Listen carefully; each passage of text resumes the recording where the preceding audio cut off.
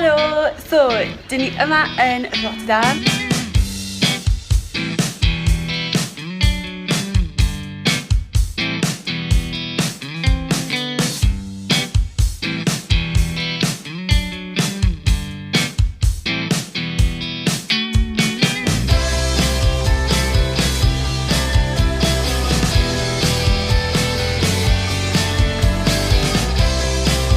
Chi'n gallu prynu tocyn bydd yn para chi trwy'r dydd am ychydig dros €7 sy'n absolutely ffantastig achos chi'n gallu trafeilu ar unrhyw linell metro, bws neu tram.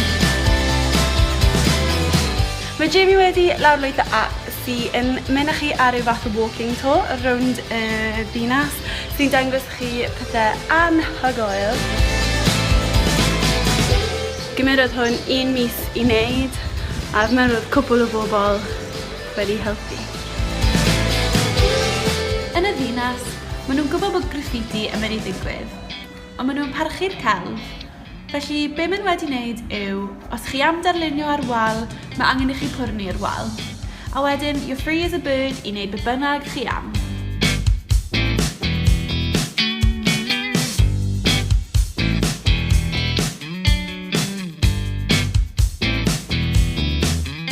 So enw'r app ni'n defnyddio yw y Rewriters app. Nath y cost ni tua 90 cinog, ond chi'n cael yr holl stori a'r cefndir tu ôl i'r celf arbennig yma.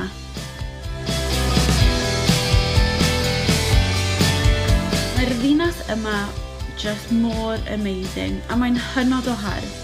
Mae e wir yn werth y taith os chi'n edrych am anturiaeth newydd sy'n cynnwys coffi gwych, diwylliant anhygoel, a celf chi jyst yn gorfod gweld gyda'ch llygad eich hun.